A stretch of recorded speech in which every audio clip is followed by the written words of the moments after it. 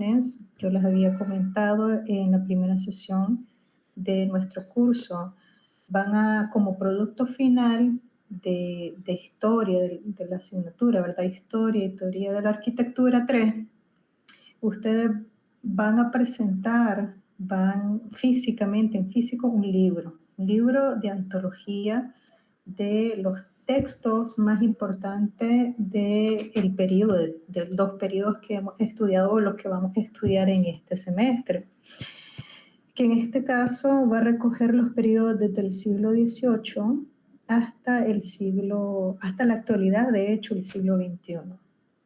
Entonces, en la próxima, en 2 semanas, ustedes van a presentar unos resúmenes y esto es un trabajo en grupo.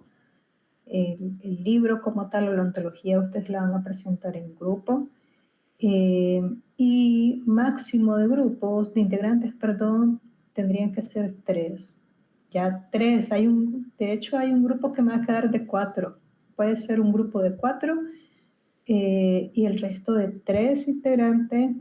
Y les voy a pedir que en esta sesión ustedes definan los integrantes de su grupo, ¿verdad? Se agrupen, me den el nombre y apellido, lo pueden hacer durante la clase, en el chat del Meet, o incluso dejarlo en el grupo en WhatsApp.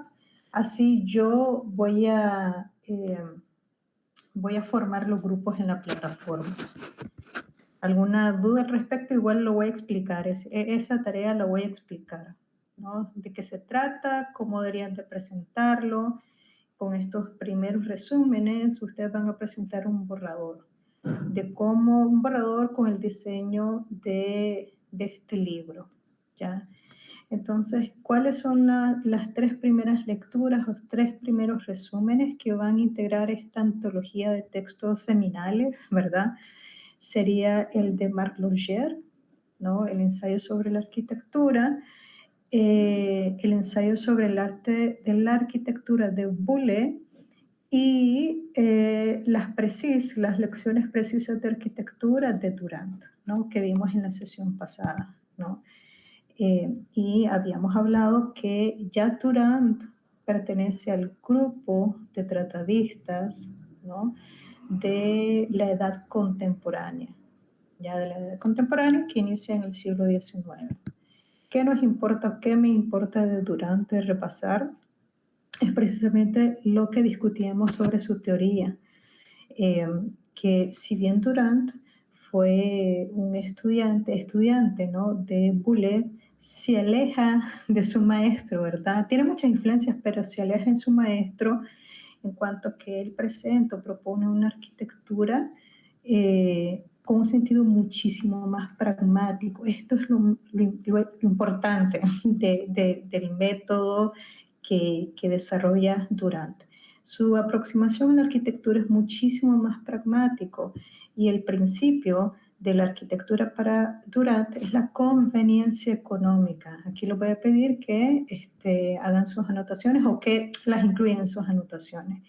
La conveniencia, que significa que la arquitectura, la buena arquitectura, es aquella que sea conveniente. Conveniente significa que sea útil, que responda a las necesidades, ¿verdad? Y económica porque se trataba no había tiempo, lo habíamos dicho, no había tiempo para, incluso había necesidad de desarrollar ciudades, ¿no? Construir, planificar edificios de una forma más económica y más rápida. Entonces la economía aquí va ligada al tiempo, la economía de los recursos, ¿no? Que va ligada al tiempo y a los materiales constructivos. Por un lado, lo de la conveniencia, ¿no? Está ligada o lo liga Durand a que el edificio debe ser sólido, ¿no? Debe demostrar su solidez, salubridad y por otro lado su comodidad, ¿no? Es decir, que es conveniente en cuanto demuestro, es capaz de brindar una solidez, es decir, estás resguardada en un edificio seguro, no se te va a caer. Y esto nos tiene que recordar la tríada vitruviana de las firmitas, utilitas y las venustas, ¿ya? Es salubre porque está bien ventilado, porque garantiza una buena iluminación natural, ventilación natural, está bien dispuesto, ¿no? Lógicamente es coherente la disposición de este edificio con respecto al terreno donde se asienta, y la comodidad está clara, ¿no? Brinda confort.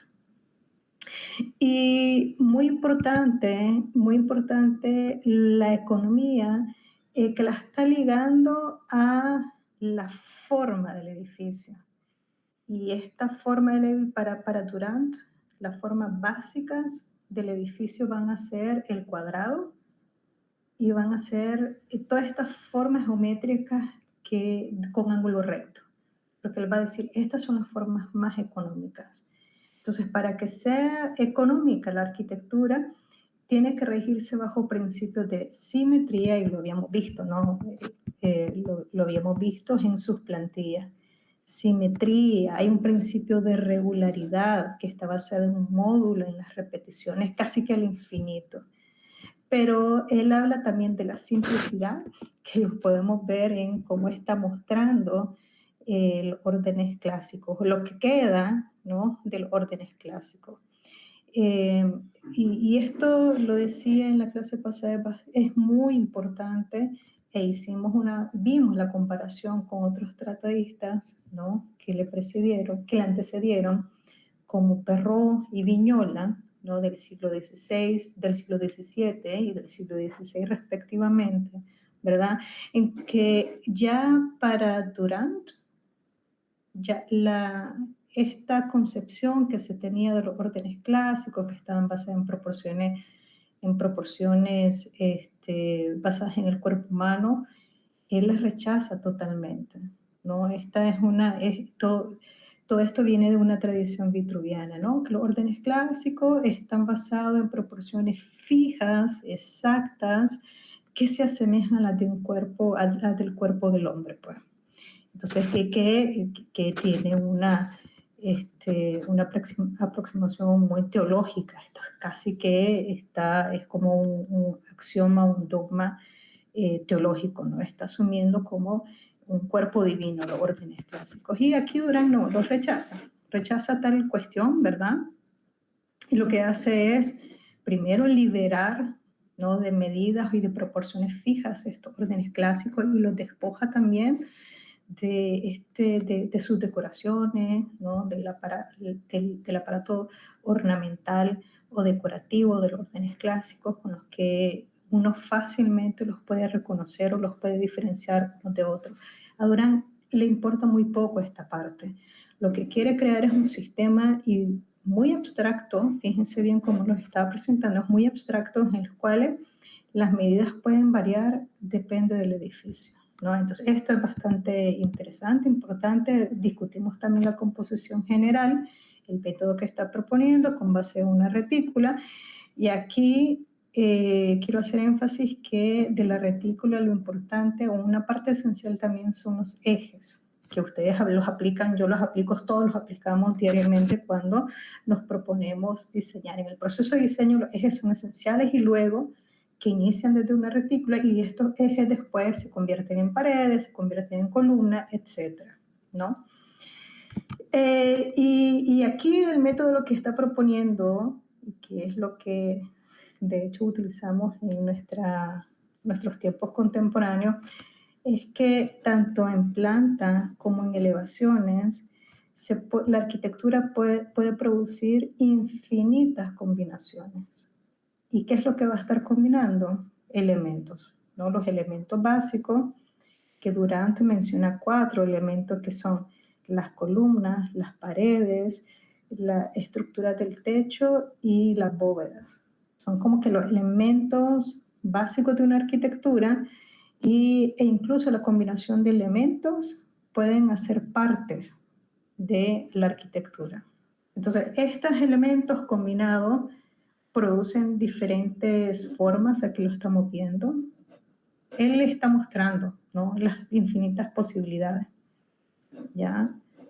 Que formalmente empieza, ¿no?, una organización con una retícula, y formalmente, fíjense bien, se pueden crear infinitas combinaciones. Y esto es lo que realmente nosotros utilizamos al día de hoy, ¿ya? Parte de sus, aquí están las combinaciones verticales basadas en las pilastras. Ya las pilastras son estas columnas adosadas a las paredes, ¿cierto? Entonces aquí lo que les quiero mostrar a sus estudiantes, que eran estudiantes de ingeniería, era como, bueno, esto es una forma, es un método rápido, muy abstracto, rápido, pero para que se produzca arquitectura y nuevas tipologías, ¿no? Y lo que está mostrando, fíjense bien, es como que esta arquitectura, además de que puede aceptar, esta composición, perdón, además de que pueda aceptar infinitas combinaciones, parece que el mismo método, la forma en cómo se está organizando, ¿verdad? Bajo una retícula también puede aceptar que se extienda infinitamente, infinitamente. Entonces esto es algo poderoso, poderoso con el que está definiendo la arquitectura, porque la está reduciendo a un nivel de abstracción importantísima sin precedentes, ¿no? Y habíamos hablado, insisto, ¿no? Que esta ilustración icónica, iconoclasta, tiene un valor, un gran valor, ¿no? Para la época, porque acá lo que está mostrando Durán es como la esencia, la verdadera esencia, ¿no? De todo el proceso de diseño. Es esto, ¿no? Es como, y fíjense bien que siempre trabaja con estas figuras básicas, el cuadrado, su figura favorita, porque precisamente el cuadrado puede aceptar infinitas subdivisiones, ¿ya? Y la forma del cuadrado además es medible, matemáticamente medible, no es un tema tanto como la de su maestro Boulez, de hacer un fetiche, ¿no? Esta arquitectura, de estas formas geométricas puras y monumentales, no tanto es eso, sino que él está pensando durante en la economía, ¿no? Siempre, y para que lo esquivan, ¿no? Y para durante el principio, ¿no? De la arquitectura es la conveniencia económica, muy racionalista de su parte, ¿no? Empapado en su época, ¿no? Del racionalismo, el pragmatismo, el utilitarismo, ¿no? Que ya habíamos mencionado en la clase pasada. Entonces, ¿por qué es importante? Y que tal vez ustedes no lo están viendo ahorita, porque vamos a tener 2 clases más para llegar a ese punto, pero lo mencioné en la sesión pasada. Aquí está llegando Durant a un nivel. Lo que está mostrando aquí es una taxonomía. La taxonomía es una clasificación de formas. Esta es una clasificación taxonómica de elementos muy abstractos de la arquitectura. Es muy diagramático, ¿cierto? Porque en verdad no estamos viendo nada concreto, ¿no? Podemos imaginar que puede ser el inicio de algo, lo decía en la sesión pasada, puede ser un patio central, como puede ser el desarrollo de una escalera, ¿no? Esto puede ser el desarrollo de una escalera o puede ser un patio central en sí mismo. Esto puede ser una escalera o puede ser la organización en planta de algo, muy abstracto.